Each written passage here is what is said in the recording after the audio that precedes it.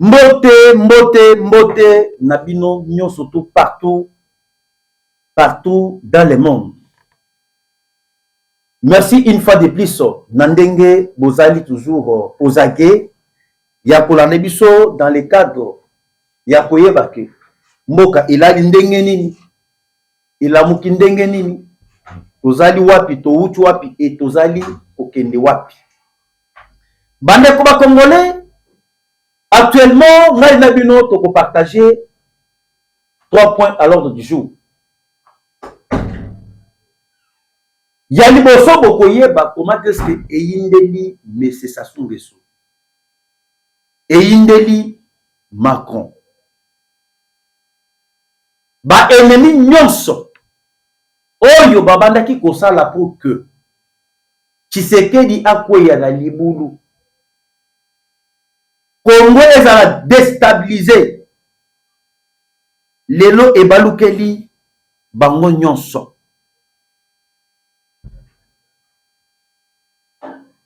Comment est-ce que eyindeli Messe Sassou Nguesso? Une nouvelle rébellion prend forme au Congo-Brazzaville.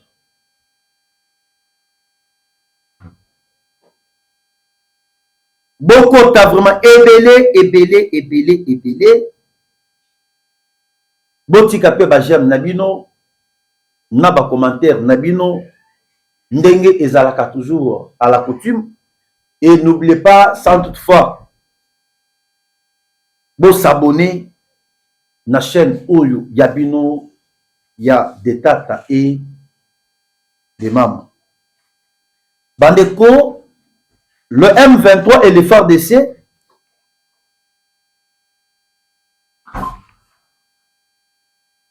ils ont un rendez-vous aujourd'hui. Pour la Mali Oyo Italie, c'est les faits. Est-ce que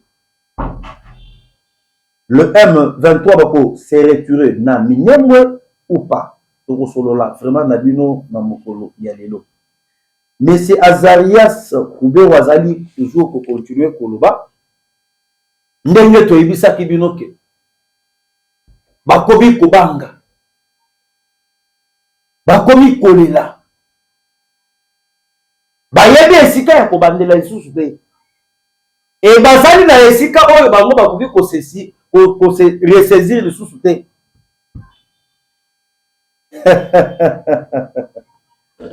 Monsieur Robert Roy Aleli. Aleli tokoye bisabino ke lobi alobaki. Le lope lisusu. Auti koloba. Bandiko. Mokolo tonga abotoli tonga. Okotonga na nini? Bakolo tonga bazu tonga na bango. Okotonga na nini? Or, bandeko boyoki lisolo ya papa Molière. Tokomeka yempe ko partager pe na bino na lisolo oyo bozali koyoka ezali kotambola partout dans les réseaux sociaux. On dit que non, Molière est mort. Papa Molière a koufi. Bokoye ba vérité na émission na biso ya mokolo ya lelo. Alors, merci beaucoup na fidélité na bino. Merci beaucoup na maman Serra Tati depuis France. Merci beaucoup na maman Régine depuis Bruxelles. Merci beaucoup na maman Motema ya Malam. Maman Chanti depuis Italie.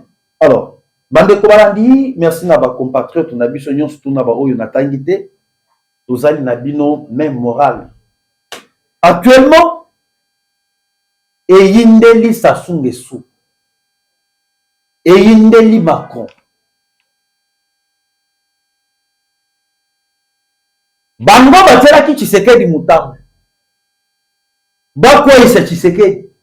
Lelo ebalukeli bango. Rébellion et Salemi. Un mouvement de rébellion et Salemi na kati ya Congo Brazzaville. Bande. Mais c'est Sassou Nguesso kozanga koyoka. Et comme kotindika ye na porte ya pouvoir. Et comme kotindika ye na porte ya pouvoir. Au moment où je vous parle, les Américains balingi koyoka lisusu te likambo teli Sassou Nguesso.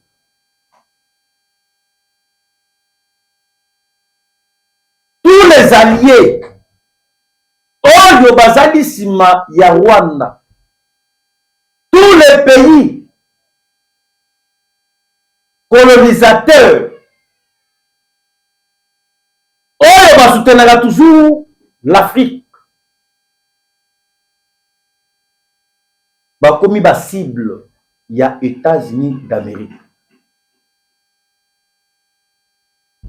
Na minute oyo bandeko avant boyoka ke rébellion mouvement moko ya rébellion esalemi na kati ya Congo Brazzaville. Le chef de l'État avait d'abord reçu Monsieur Eric Prince. Ayambaki Eric Prince Pambate, c'est parce que na kati ya Kigali et na kati ya Congo Brazzaville, Monsieur Macron avait envoyé discrètement ses émissaires na kati ya Congo Brazzaville. Atindaki bango Pambate. Parmi les émissaires envoyés na Brazzaville par Monsieur Emmanuel Macron, bakendaki pour préparer un plan. Bakendaki pour attaquer Kinshasa. Ndenge Tshisekedi azali koboya solola avec le M23. Ndenge Tshisekedi azali koboya ko partager ba minéraux na bango. Yango boyoki ba français batindaki batu na bango na kati ya Congo Brazzaville. Ba utiliser Congo Brazzaville comme base arrière na bango pour attaquer Kinshasa et déstabiliser le pouvoir du président Félix Tshisekedi. Mukolo oyo bango batindi kaka batu na bango na Brazzaville. Pas même 48 heures. Bomonaki Monsieur Eric Prince oyo azali mukolo société ya Blackwater akitaki na RDC. Bato ebele basali koyanola te.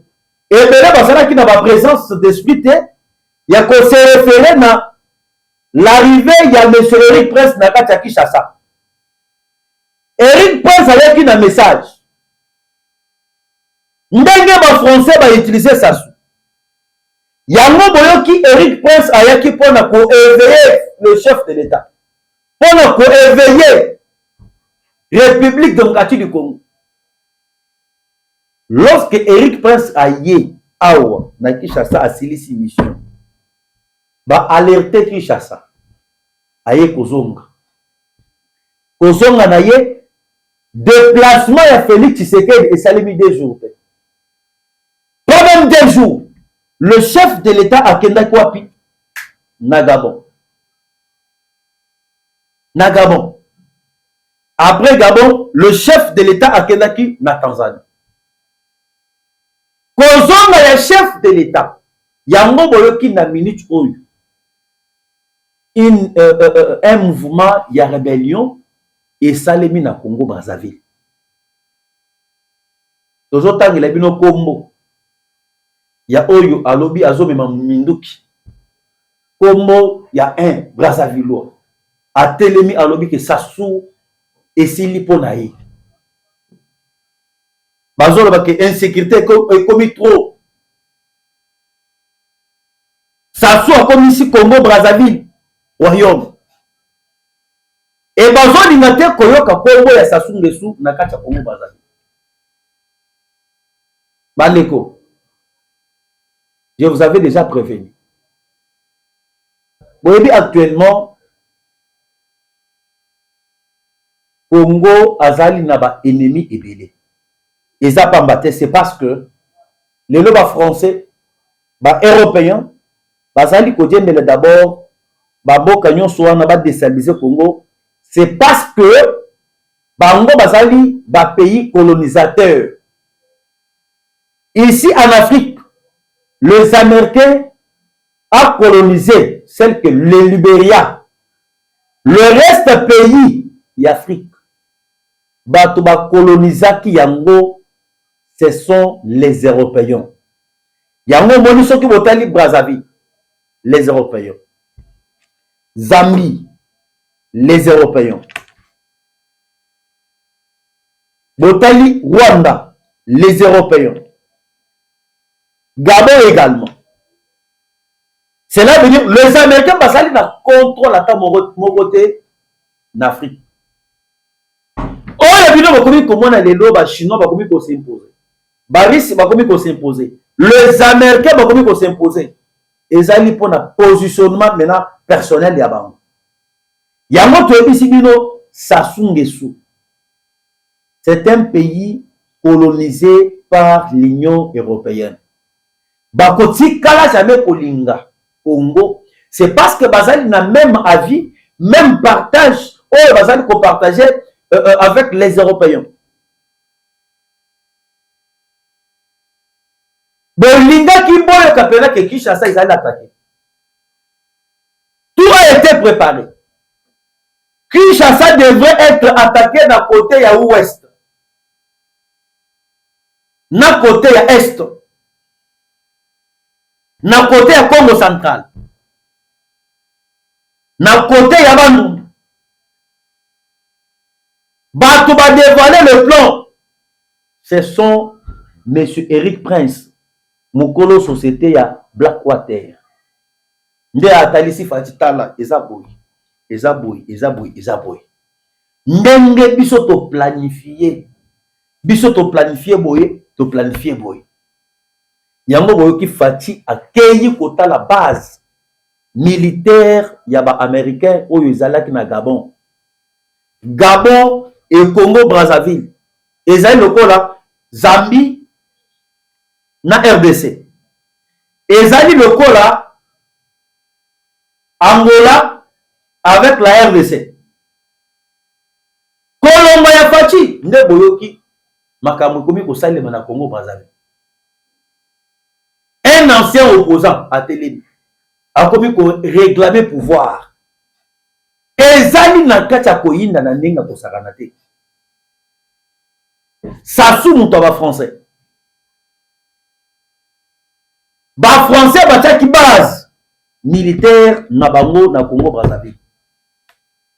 Base militaire installée na Brazzaville par les Français, c'était pour préparer les contre-attaques na capitale. Parce que ba monique na alir makamuzali kokende. Maître na bango. Chef na bango oyo azali copier minerai à Congo Paul Kakame, il est devenu introuvable. Kakame est devenu coincé. Kakame a se sentir devant un problème sérieux. Kakame ne sait pas quoi dire. Akomi kokima kima. Akomi kotelengana. Tantôt akei boy, tantôt azongi boy. Tshisekedi azali kolali se bapongite. Maintenant pona ke batika mettre na bango na kinya. Yango boyoki bakomi ko préparer bazwa mutu ya Fati Beton. Ndenge boyoka ki ba français ba installa ki base na bango, ba américain ba yeko dévaler. Nda boyoki les Américains bamboni Sassou azali koyoka te. Babenda Sassou litoli plusieurs fois. Tika Tshisekedi c'est notre partenaire. Tika Tshisekedi nous avons signé des contrats avec lui. Tika Tshisekedi kokota makambu oyo te ya déstabilisation ya oyo tobengi Kinshasa. Sassou ayoki te. Yango moni actuellement komi ko indela ye. Boyoka. Merci beaucoup Nandeko Nangai Valérie. On est ensemble. Nous sommes là.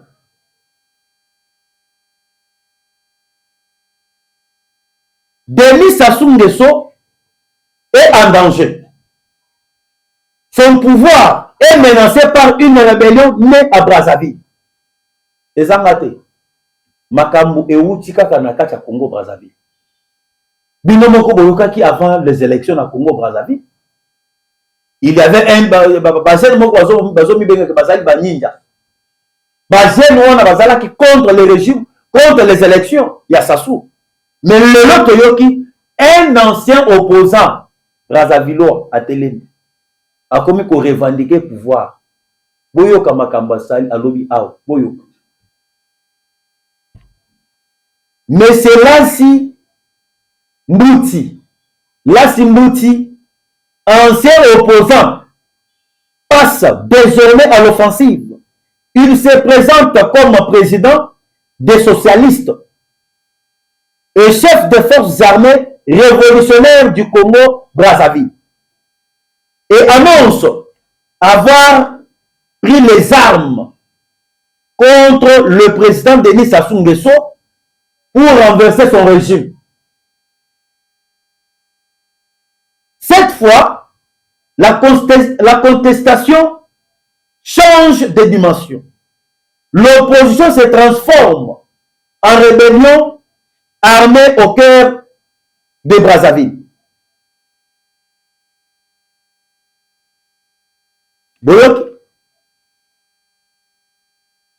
Un ancien opposant, au nom de Lassi Mbouti, il y a lobby tomoni démocratie comme bafoué na Congo Brazzaville. Et à lobby, cette fois-ci, Togozo n'a simaté. Et comme il m'a pas intérêt. Souvenez-vous, Makamou, les Américains dans le bas pour le Congo. Les Américains ont toujours parlé que Tshisekedi sera notre partenaire. Un partenaire privilégié.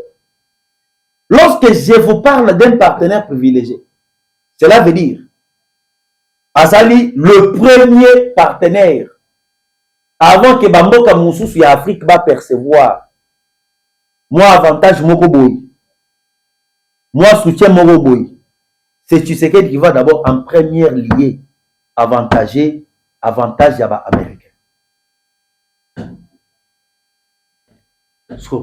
Les Américains vont penser, selon mes analyses, là toujours comme ça là-bas, analyse Nabino ensemble. Nandenge nazali kokanisela, nandenge nazali komonela makambo. Ndenge makambo zali kokende. Mais c'est Sassou Nguesso à kozala te. Laisser Sassou Nguesso au pouvoir, c'est laisser Tshisekedi en danger. Ceux qui votali bien, mais c'est Sassou Nguesso devrait quitter le pouvoir dans l'élection. L'élection où il va où au salaire dans le Congo Brazzaville. Mais bato va s'imposer que Sassou Azala. Bazali ba Macron. Macron va s'imposer qui pourquoi? Parce que va comprendre que ceux qui s'assoient qui va intérêt na bango na Congo et kozalate. Moyen que Congo est à la menace et kozalate. Quoi faire? Et Sengeli basala partout moyen va maintenir Sassou Nguesso. Yango boyoke pe les Américains ba beti carte. Il y a ko changer régime, il y a Sassou. Baneko. Sassou ayamba fati na kati ya Congo Brazzaville. Na monoko ya Sassou insistait toujours à biso to dialoguer avec les Nanga et les Kabila. To dialoguer avec le groupe armé. Il y a AFC bar M23. Et c'est là qui propose à Sassou. Lorsque Sassou vous parle, c'est l'Union européenne, c'est la France. Yango boyoki actuellement est comme ko indelaï. Bokoyoka. Tshisekedi ndenge bozali komona ye, il n'est pas moindre. À la ligne où vont les choses, donc imposer un président na kati ya Rwanda. Donc tu as kuna ba Mutombo, ba Kazadi, ba Iluma. Hein? Va même l'Ouganda. Na kati ya Uganda, toko tia pena banzita, hein? Totie banzita kuna. na bakasongo bavandi kuna na kati ya Uganda.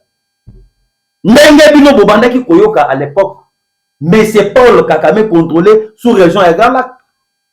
Sous région ya Grand Lac, ezalaki géré par les Rwandais, ezalaki contrôlé par les Rwandais. Prenons le cas ya Tanzanie, le cas ya Burundi, le cas ya Uganda, le cas ya République démocratique du Congo, va même le Kenya, va même l'Éthiopie. Région nyonso wana ya sous région ya Grand Lac ezalaki contrôlé et géré par les Tutsi rwandais. Oyo bazalaki na ministre ya M. Paul Kagame. Yango boyoki na plan oyo ezali na kati ya kobetama par les Américains.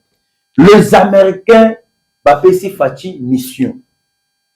Mission oyo bapesi Faci, c'est ezali mpona kodéverrouiller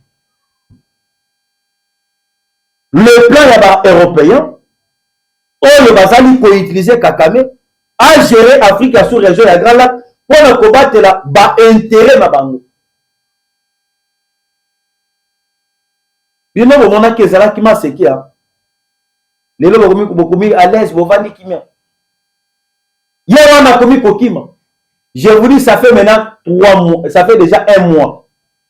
Na 1 mois oyo basali na kati ya Kigali, il n'y a pas conseil des ministres. Kagame n'a pas tenu les conseils des ministres. Il y a de cela 1 mois.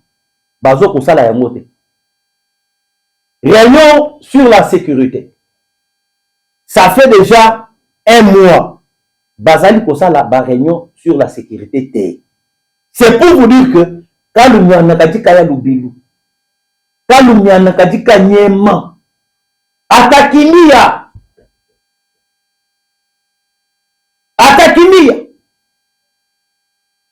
nous avons comme un niveau, bazo ko sala conseil des ministres te.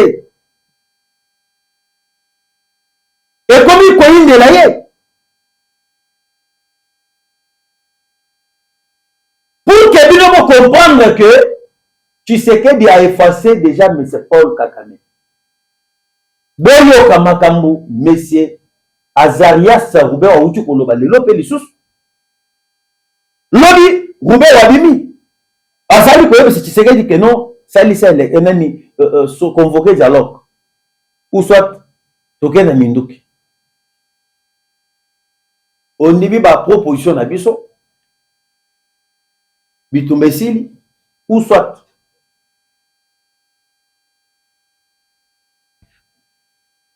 Tosani Bitumba. Wana nani apesaki Monsieur Azarias Roubewa. Oyo apesaki Faci. Tosala Bitumba, ou soit to négocier. Et après avoir koloba lobby, les lopé lisusu a outu koloba. Bandeko. Tango tozobeta lisolo ya Monsieur Azarias Roubewa boye bate que non ezali pamba te et boye bate que Roubewa n'est pas n'importe qui. Tshisekedi a komi kolelisa pena bango. Azole lisa bango pamba te c'est parce que bazali koise et anéanti. Roubewa dans ces pays ne fuit pas n'importe qui. Roubewa bazali batro et bazali na stratégie ebele na armée. Bayebi ba stratégie na ba secret ebele na kati ya mboka na biso. Et bazala ki ba homme fort. Ce qui y est à lobby, il y a pas qu'il faut ça les lèvres. Est-ce que vous avez une histoire? Il y a mon oyo aboma Delphin Kaïm. Vous avez une façon ni aboma Delphin Kaïm. L'ancien général il a des Niak. Delphin Kaïm a été éliminé. Na raison yaba Azarias Roubewa. Pourquoi? Parce que Delphin Kaïm a yaba qui secret. Oyo il y a avion. Et ça qui abati na Goma.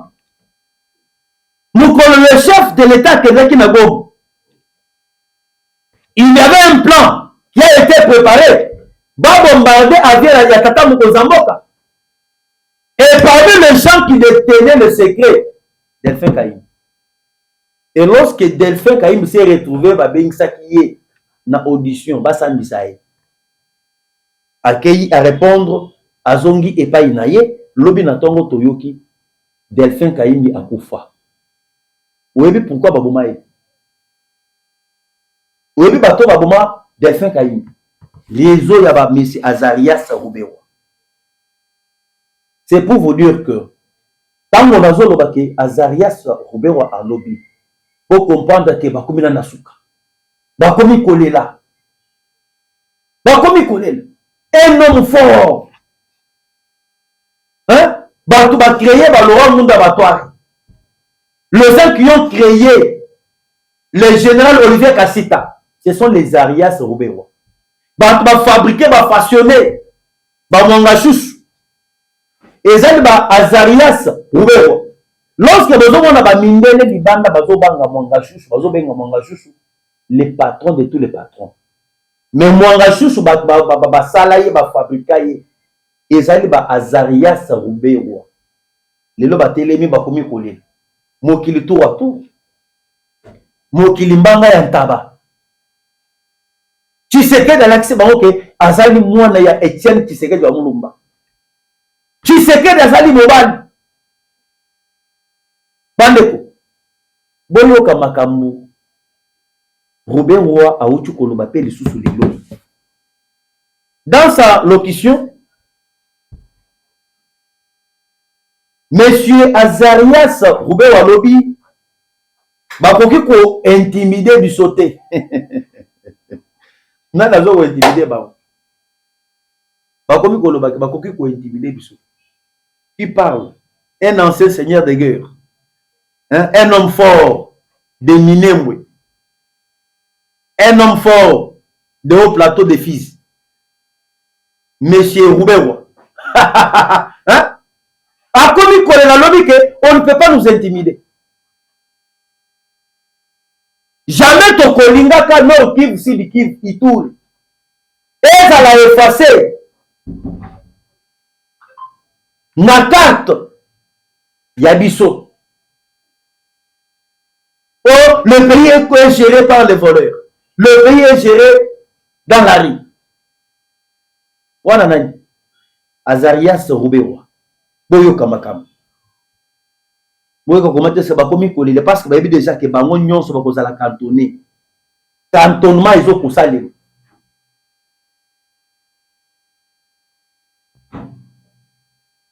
Boyoka.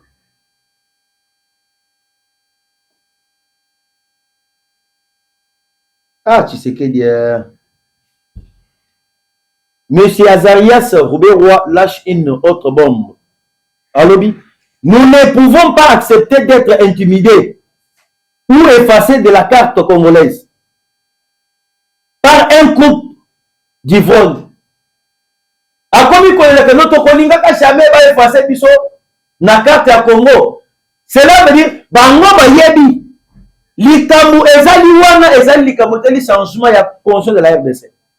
Bango bazali protéger bango basala nde ezali ko protéger bango. Yango boyoki ke to koling alobi boye bakoki ko intimider biso te ba effacer biso ba Nyamulenge biso ba Rwandais na kati ya RDC. C'est ça le message qu'il a parlé. Il ajoute encore alobi tous ces gens là ils passent leur nuit chaque jour dans les boîtes de nuit derrière les fesses des femmes. Ils se réveillent ivres, ils changent les costumes qu'ils ont dans leur véhicule pour aller s'asseoir à l'Assemblée nationale et au Sénat, alors que leurs cerveaux sont restés dans les boîtes de nuit. Et ils passent devant les médias pour citer les Banyamulenge et les Rwandais en désordre. Nous sommes Congolais et nous les resterons. Si vous voyez bien, les Tutsis ont déjà dit qu'ils sont à l'air épongés en RDC. C'est pour cette raison qu'ils commencent à s'ajouter gratuitement. Binomoko boyoki. Roubewa alobi. Biso tokolinga te balongola biso na Congo. Bazali prêt à kosala nyonso. Bino bobandaki komona Tshisekedi azali yuma. Tshisekedi akosala elo metala ndenge bayuma wana bakomi kolela. Bakomi kolela. toyebisaki bino likambo ezali awa bazowelela eloko mosusu te mibeko ya bukali kunzi. La conscience de la RDC, c'est ça le problème. Roubewa, Kabila, Bango Nyonso bazali protégé par la conscience de la RDC. Mais non, moi, qui l'ancienne procureure ya CPL a ça qui binoni. Bo sala lombango bo changer libeko wana. Bo kanga pe na Kabila. Parce que Kabila les lois bazali protégé par vos lois qui est la conscience de la RDC. Dans to changer yango. Minengo ebungi. Au plateau ebungi. Bakozanga isika ya bokende. Yango moni bakomi kobimisa ba muscle na bango pour que batelemela. Et ça ira et ça va passer. Moi je vous garantis ekoleka. Le lobo yoki compte rendu ya doa. Compte rendu ya doa ba décider wa lobi boy. Lelo nde makaboteli rencontre ya FARDC na équipe moko restreinte au basalaki ya CONOPS na MONUSCO avec les Américains. Aujourd'hui, on a fixé les programmes et que bazo kende ba vérifier si c'est les faits ezali exécutés ou pas. Les Américains, les Togolais, les Angolais, les Burundais, la MONUSCO, hein? Et les Rwanda, ne bazo kende ba tala makamoteli si c'est les faits ezali respectés ou pas. Ne bokoyoka actuellement bandeko. Nanga azali totalement effacé. Nanga ayeba déjà que actuellement ndenge azali wana. Akosamba pourquoi bomaki ba Congolais? Pourquoi bomaki minduki contre la nation? Nanga bakokende na cantonnement. Yango boyoki le boyo comme message ndenge tombé. Selon le message, guerre à l'est de la RDC, une première mission de vérification du cessez-le-feu entre le gouvernement congolais et le Rwanda est prévu ce lundi, aujourd'hui lundi le 24 août 2026, à Minembwe. Dans le sud de cette annonce, intervient à l'issue des discussions tenues en Suisse entre les deux parties qui se sont également accordées sur une feuille de route pour les pourparlers de paix. Makaboy bakenda kosala na kati ya Suisse bakotana ki na réunion. Ba décider les lois ne bazo ko ya ko vérifier c'est les faits. Bandeko cantonnement. Cantonnement. Yango boyoki bakomi kolele pa ba Azarias Roubewa ba Kabila ba Katumbi ba yebi déjà que Tshisekedi a coincé déjà bango. Ba zangi esika ko kende actuellement. Papa na minute ndenge tozali koloba boyeba déjà que Tshisekedi azali vainqueur. Azali vainqueur. Boko yoka makamu Fayulu a komi kolela. Fayulu a perdu le pédale. Fayulu a perdu le pédale. Fayulu oyo ngai na yebaki na 2018. Martin Fayulu m'a dit hein? Le soldat du peuple.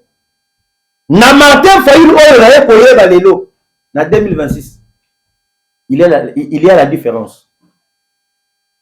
Martin Fayulu en 2006 et en 2018, le soldat du peuple, Martin Fayulu, m'a dit.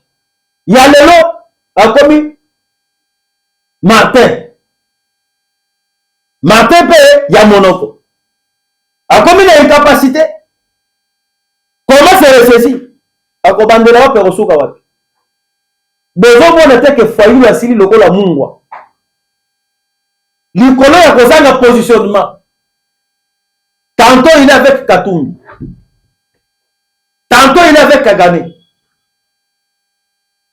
Tantôt il est avec Joseph Kabila. Tantôt il est avec Tshisekedi. Regardez comment est-ce que Fayulu a signé le col à Mungwa.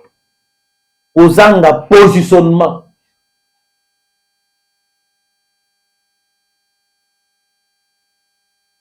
Hein? Causant un positionnement. Va même Denis Mukwege a ici à recadrer Fayulu. Denis Mukwege a ici Fayulu Boye. Mais c'est Fayulu Keba. yo ozolobela makambo etali ya ke Kabila aya na dialogue, mais ozobosana ke monsieur Joseph Kabila na nanga bazali kosala commerce ya makila ya bakongolais ya est. C'est Denis Mukwege aregadre ye ayebisike Fayulu komeka te kozongisa lisusu makambo lobi ona esukwa kaka kuna etoyoka mukolo mosusu ekeno Kabila aya katumbi aya batu oyo babomi bakongolais basali commerce bazoboma bazopiller baminere bazali koassassine bazali kopiller bazali kosala de n'importe quoi tolimisa bango baya na table ya négociation. Fayulu osaka na biso toni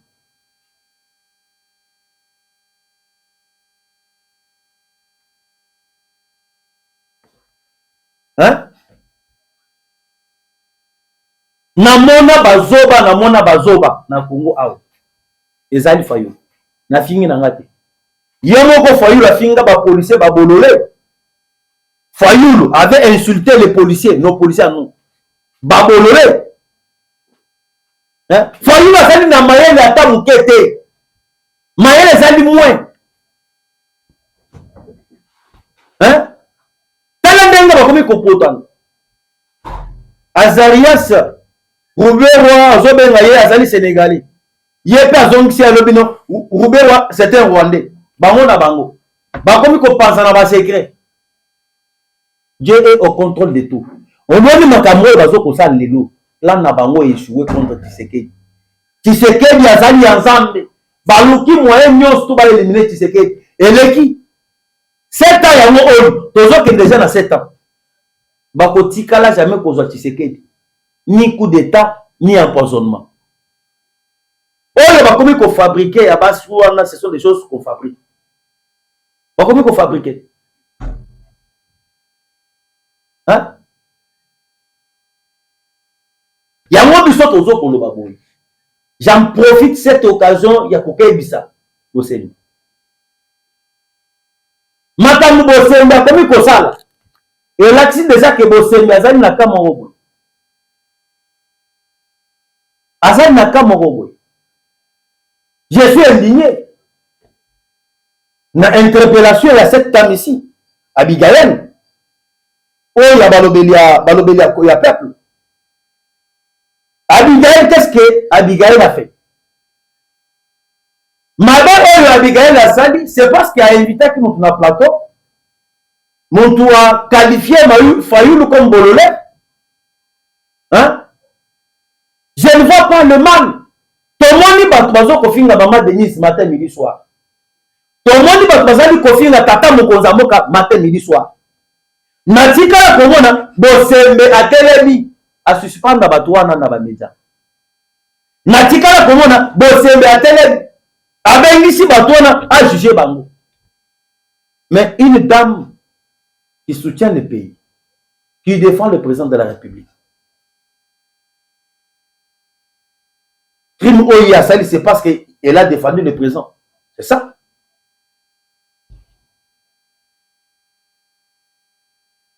Et toi qui bosse mazolo bakeno azoka na TikTok, azoka na Facebook, na dimensionné. Le nom ba congolais bazali informé du bouche et à l'oreille. Pour na TikTok ozomona wana. On a déstabilisé Kigali pour na TikTok na ba Facebook na ba YouTube. Lorsque vous prenez cette décision, il y a que vous kanga yango. C'est pour que ba congolais bazala informé ou pas.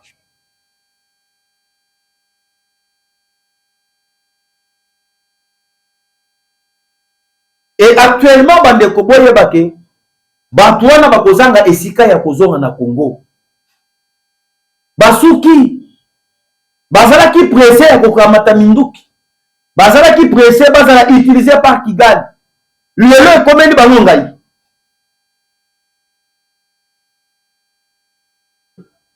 Lelo ekomeli bango ngai. Ndeti sekete bango bafinga ki bolole. Ndeti sekete komi ko beta bango. Na recto na verso bazalaki ebele tala ndenge bakomi kopanzana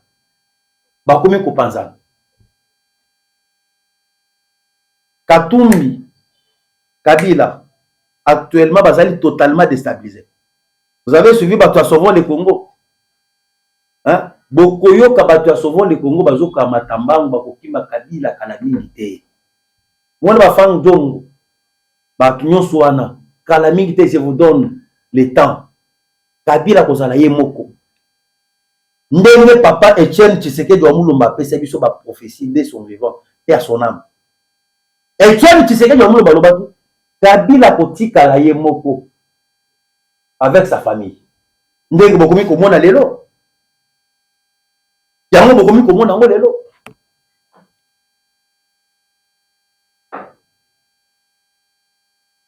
Tokoki kosala nyonso.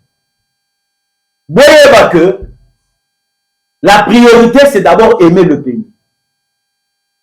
Tshisekedi, c'est un homme comme moi, comme toi. Tshisekedi a collé caca un jour. Mais la priorité totale, intérêt à Congo. Intérêt à Congo. Après départ de Tshisekedi, quel sera l'avenir de la RDC? Tout soutenir Mboka. Hein? Le lozo mona ndenge bakomi ko potana ba kamitatu bakomi ko panzana ba vérité kamitatu alobi je ne serai jamais dirigé par un alphabète. Ba vérité ko kamitatu atele balobi je ne serai jamais dirigé par un alphabète. Un alphabète c'est qui? Katumbi.